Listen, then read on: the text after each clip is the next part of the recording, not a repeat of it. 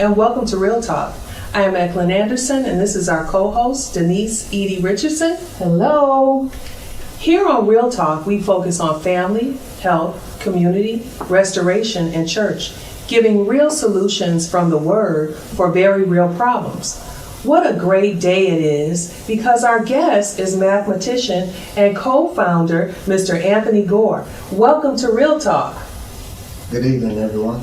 So, Anthony, tell us a little bit about yourself. Well, I'm originally from Ypsilanti, Michigan. I went to the University of Toledo for college. Got a degree in professional sales and marketing. After graduation, I moved to Cincinnati, Ohio. I started off working for a brokerage firm for about 3 months before I started teaching. I had more of a desire to get in, to have more of an impact in student lives. So my auntie was like, why don't you make a pivot and change your career path? So I started off teaching middle school and coaching middle school basketball. That's awesome. So did you become an Ohio State fan? No. Great. All right, so now we can keep moving forward. So I understand today is your birthday. Yes, it is. So we just want to take a few seconds and say happy birthday to Happy you. birthday. Yeah, right. Yes, happy birthday. I appreciate that. I welcome that. Thank you. Right. We also know that you have a new addition to your family. Yes, I'm a proud father. I have a 11-month-old son, Caden That Anthony is Gore. awesome. That is awesome. And he'll probably be a great mathematician too as well. Oh yes, that's the plan. Yeah. So can you tell us, how did you get into get the math program started? Okay, so back in 2014, I was teaching with a guy at a high school in Cincinnati, Woodrow High School. He was a math teacher there, and him and I took a liking to each other. He had the curriculum, and he taught me the curriculum over about a 6-month period of time, and then he brought me on as a business partner. Unfortunately, he's declining in health. He's coming down with dementia, but he always wanted me to expand the vision for the business. That's awesome. That's awesome. So can you tell us a little bit about the business and what you do? Yes. So the company is called Number Genius 10,000, where we focus on numeracy. So for example, give me any number 1 through 100. 99. 99. So 99 times 99 is 9,801. Okay. All right. 86. 86. So 86 times 86, give me one, 7396. Okay. 7396. Yes. Wow. That's awesome. That's awesome. And you are even faster when you're not nervous and on camera. Yes. So there's a little lag time with the camera time. With the camera time. But I'll tell you, that was a lot faster than anybody would have been able to do it if I had to write it down. Right. I could have came up with the answer too, but it would have been quite different and a lot longer probably. Yes. So behind the methodology, we want to expand and raise the standard of mathematics. In high school now, or in school rather, they teach students to go to 12 times 12. But that's not a strong enough foundation for them to be successful in more advanced math, such as geometry, algebra, trigonometry, etc., etc. So giving them a stronger foundation without a pen, pencil, and calculator, where they can use their brain as a calculator, that's the key to the future. And they save a lot of money, because we spent a lot of money on calculators when I was in high school and college. Yes. Over $200 for a calculator. So we want to take on the idea of the student having their brain as their calculator. That's awesome. Yes. That's awesome. Yeah, my daughter, when she took her SATs, forgot her calculator, so if she had known your method. Wow. So tell us how it works with geometry. Geometry, well, we break it down as far as with a strong foundation and your basic arithmetic. You can look at geometry and just say, dealing with a circle, 360 degrees. That's the largest number that you will have to deal with. If you break that in half, that's 180. If you break that in half, that's 90. That's a right angle. If you break that in half, you have an acute angle, 45 degrees. So knowing in the back of your mind that the largest number that I have to work with is 360, it simplifies everything. Okay, and that's for every closed structure. Yes. 360. Okay, so when you talk about numeracy, Tell us what that means. And It means number sense. So it's compare literacy to reading. It's reading sense, comprehension, how well do I understand? So numeracy is the same thing as literacy to what literacy is to reading, but having number sense. So understanding numbers and how they work in relation with each other. okay. Where have you put your programs to work? Let's see. With the company I work for now, Detroit Area Pre-College Engineering Program, back in 2021, that's when I started. The summer of 2021, I was able to do a pilot program for middle school students at Cesar Sevas Academy in Southwest Detroit. I did a 3-week pilot program where I did a pre-assessment and a post-assessment, and I was able to gauge their growth over a 3-week period of time. And after the collecting the data, the results showed that 93% students grew in that period of time. Okay, now, when you're working with that, you've done multiplication for us. What other functions are you working with? I could take a fraction and convert a fraction to a decimal, so like 1 over 3, 33.3, 1 over 6, 16.6. So being able to do different things around advanced arithmetic, geometry, multiplication, algebra. So once you learn our system, understand, and master our system, that's when we will matriculate into more advanced math. Okay, so you talked about the numbers. How does it work when you're doing algebraic equations with unknowns? You just work with the variables. So when you look at an algebra problem, you can get to the call of the question a lot sooner with my background or my numeracy curriculum. Instead of looking at 9 times x times 8r, you don't have to worry about the numbers per se, because you know back in the back of your mind is 72. Instead of having to go through and work throughout the whole problem, as far as the multiplication of the problem, you could just go to the call to the question and see what they're asking.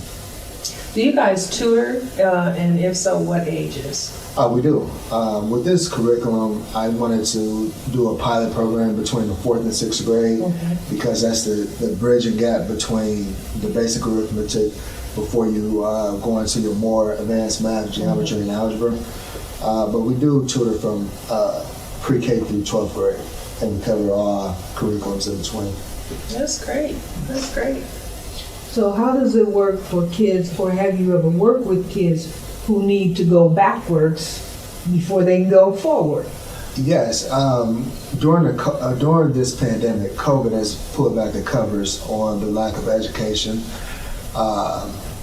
You can see a lot of stagnant movement as far as students not really progressing in the last 2 years. So having the opportunity to tutor or do a pilot program here at the church, I was able to see that I was doing a lot of work that should have been learned 2 or 3 years ago. I found myself starting at the beginning, so I just meet them at their pace, or meet them at where they stand. So you offer remediation. Correct. Okay, so where are you sending this program to? Do you have a platform on which you're getting more customers to use it? I'm currently developing that. So I would love to turn this one-on-one teaching opportunity or tutoring opportunity to a large-scale platform where it can be digitalized, and hopefully making this a global product. Are you training people to do that? That's the plan. That's the plan. That's in the developmental stages. Yeah, there's definitely a need for that. Definitely a need. So what's the attitude of most of the children that you work with when they first come to you? Resentful. They don't want to participate, but after I get them engaged and make it more like a competitive sport, you have the buy-in. So you have to meet them where they are, and then once you build that rapport with the students, that's when I get the buy-in from them. Yeah, the number one thing that I've heard from students, including myself, why do I need algebra? What is the point? I'm never going to use this again in life, so why do I need algebra? So one thing that I tell the students now, I say, look at the world around you. Society is changing at the tip of our fingertips. Mm-hmm. You know, the advancement of our jobs or our jobs of tomorrow, the unknown jobs, lies in STEM, and you have to be good in math to be successful in STEM. So that's the selling point to them, you know, with all the EV, the data analytics, social media, COVID, whatever playing field that you want to go into, machine learning, AI, data analytics, data science, algorithms. So all of those things, we need some thinkers behind that. Right, and life is solving problems on a daily basis, and the people who solve problems get paid the most. Yeah. So that's my selling point to the students. I say, think about your job for tomorrow. Apply yourself in the classroom. Everybody can't be an athlete. Everyone can't be an entertainer or a rapper. You know, so apply yourself, and don't sell yourself short now. And just apply yourself in the classroom. What other job do you have other than being smart? Let's change the narrative. That's right. So what do you do when they tell you, I hate math, I can't do math, and I never want to do math? Well, I would sell them my way, my methodology, a simpler way, build the confidence. Once you could get them to learn math, understand math, and then master it, they will gain an appreciation and a confidence that will keep them there and keep them wanting to succeed in that. Right. Sort of like in the Karate Kid, wax on, wax off. Yes. So it's like you have to unlearn some things and then learn my way, and then I see a lot of success. So what do they tell you at the conclusion? Thank you. Well, when can we meet again? So I've had that after our pilot program here at Strong Tower. The students was like, so are we going to run it back in the next 3 weeks? And, so the engagement was there, and they were very excited. How long is your pilot programs? Well, here at the church, I did it for 6 weeks. To go from 1 to 100, knowing all the methodology and the curriculum, I would say about an 8-week time frame. So have you done follow-up pieces to see how much of it they retained after you run your program? Not at the moment. I mean, I need a team, so I'm still just trying to develop a team. It's hard to balance a lot of things right now. A lot of things, including that new baby. He wearing a stem, but I love it. Why don't you give us some of your reflections on fatherhood? Oh man, patience. Being a direct impact on someone's life. Every day you have to, it's a new challenge, but you embrace it, Being able to be a provider, a teacher, a mentor, and a direct inspiration to someone's life, that's a beautiful thing. Yes, it is. Yes, it is. How overwhelming does it feel? I don't know. I try not to let it happen. I have a great partner, my wife, so we balance the load. That's wonderful. Yeah. You got a pin on. Oh, this is the company I work for, Detroit area pre-college engineering program. It's a nonprofit organization based out of Detroit, Michigan. We just turned 46 years old. I'm 46 years old.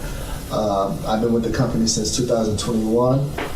It's a nonprofit organization based around STEM programming and providing STEM programming for underrepresented minorities.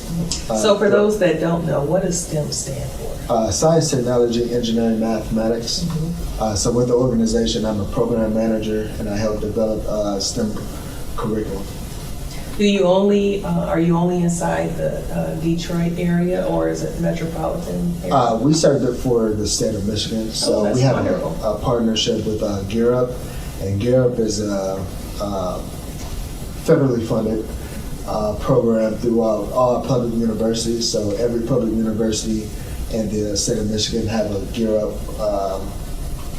Gear Up program where they service high school students now. So out of our 7-year cohort, we're in year 3, and we're serving 9th graders now. So we're partnered with every Gear Up university in the state of Michigan. Do you prepare for specialized tests such as SAT? You prepare students for that? You have any specialized curriculum? Yes. Personally and throughout the organization. Yeah. If I had a student that was in the 9th grade, what type of advice could I give and where could I tell them to go to get some assistance from your program? With DAPSAP or DAPSAP.org, DAPCP.org, you will see a lot of summer programming, fall programming, spring programming. We do a lot of outside school programming, and covering all areas of STEM. So Can you just sign up? Yes. You don't have to qualify or anything like that? No. So Great. check that out, and we have great partnerships with Ford, GM, Bosch, and other organizations.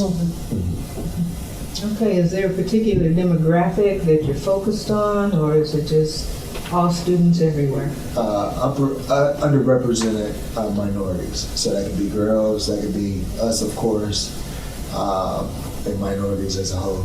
Okay, that's great to know. It's good to get that information out to the community because everybody is always looking for additional resources. Of course. Yes. And that exposure is key. And it's good that you work in an area that serves kids. Yes. How do you feel about that? I'm a man of service. So being able to prepare the next generation warms my heart. That keeps my fire, my vigor going, and I just have that. That's my passion. That's my why. You know. I love that term. I'm a man of service. Thank you. You were raised well. Oh yeah, by some beautiful women. That's my auntie and grandmother. Right here in Ypsilanti. Yes. All right. So Anthony, tell us about marriage. Marriage is every day, and you want to make the best of the days. Try to make every day a good day. I try to keep a smile on her face, instead of a frown, but we're about 50-50 with that. It's patience, it's compromise, it's being whole for somebody while being whole for yourself. You know, being each other's pillar. And now with the child involved, we have a direct impact on someone else, another human's life. You know, so it's love, it's happiness, it's good and bad, but you embrace it all. You know. That's wonderful. Yeah.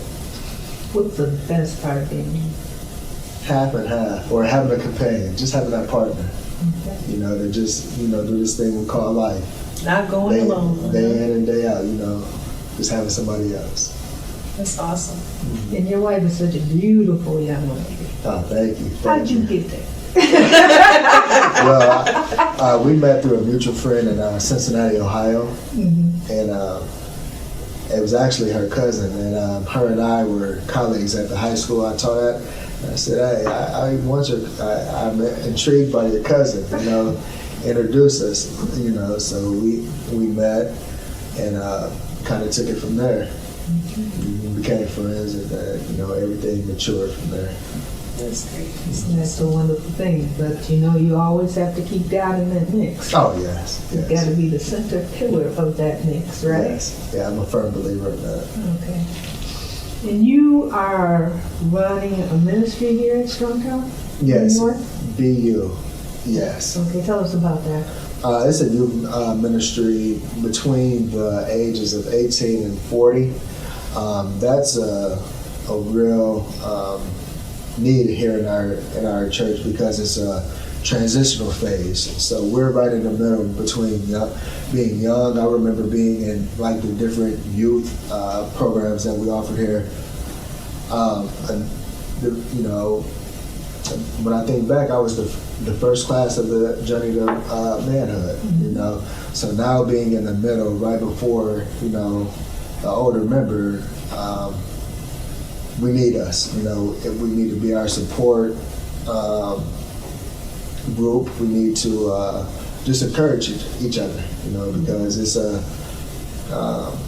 our age, it's a weird space right now as far as religion as a whole, you know. A lot of my friends and stuff, they're not in the church, so I think we need to encourage each other at this age to, you know, see the importance of God.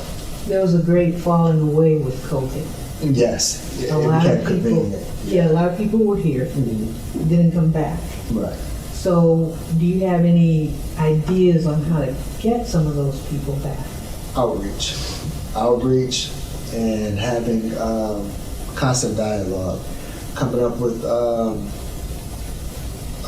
some fun activities to at least get them out, and then maybe, you know, invite them to Bible study, and then back to church. But I think it would be like a outreach. That would be the start. Okay. Well, you're in charge. Yes. So if you have any ideas, please let me know as well. So tell us about Journey to Manhood. Journey to Manhood. So it's for high school seniors that's transitioning into manhood or adulthood. So back in 2004, that was my graduating year. I was fortunate to be, when they started Journey to Manhood, I was the first cohort.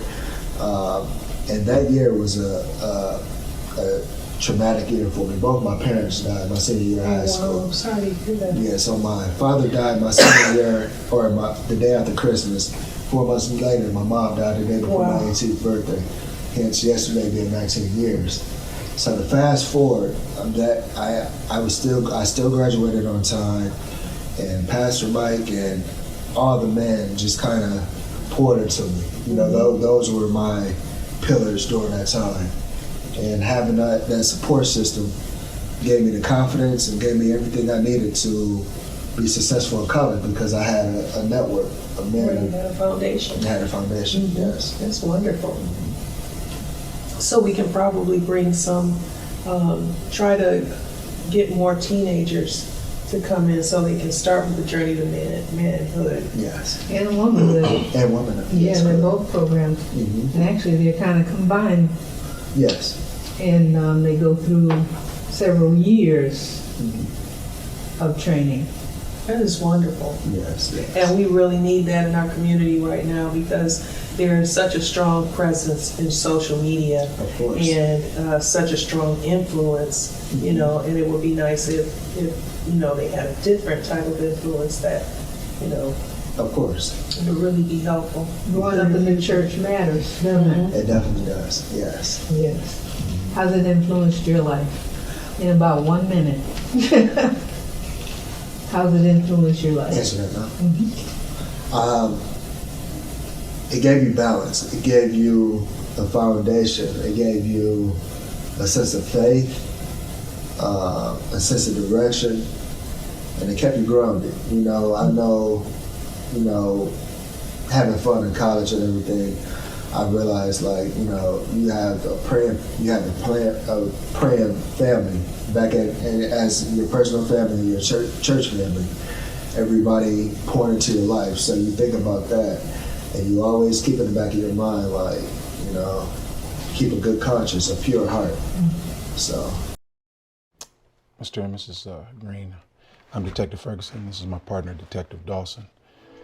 I'm sorry to tell you that there was an attempted robbery up the street at the party store. Daniel Green is your son. I'm sorry. He didn't make it.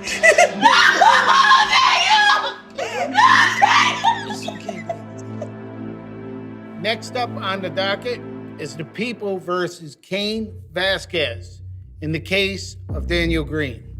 On the first count of murder in the second degree, this court hereby sentences you to 40 years of imprisonment in a Michigan State Correctional Facility. What's gonna happen to my son?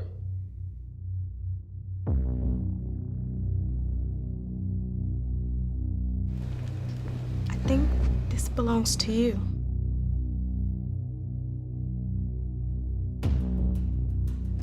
I'd like to find the little boy from the trial, the son of Cain Vasquez. I'm a little lost. Why would you want to do that? I just feel in my heart of hearts that he's supposed to be here with us. Maybe if you just came and you met him. No! We never betray the memory of my son. Our son! By going to see the son of the man that murdered him. How could you do that, Debbie? I ain't done much right in my life, man. My son, though,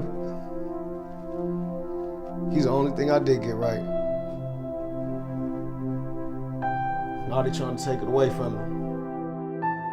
What do you mean you have to consider Cain Vasquez's parental rights? He's a murderer.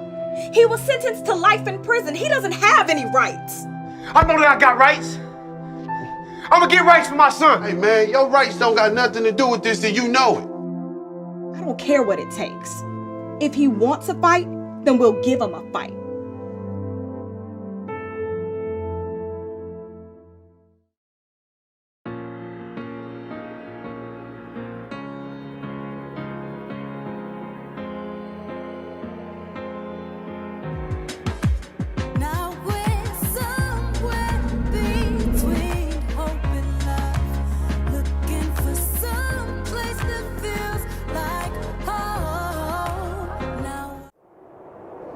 What's wrong with you? You almost killed him back there. Man, he tried to play me. What was I supposed to do? We wasn't raised like that, D. Man, look, I ain't you. And I ain't Pop neither. I won't respect and not this man or whatever, whoever tried to take that from me. You can't serve two masters, son. You either serve God or the devil. There is no in between. Kill them all.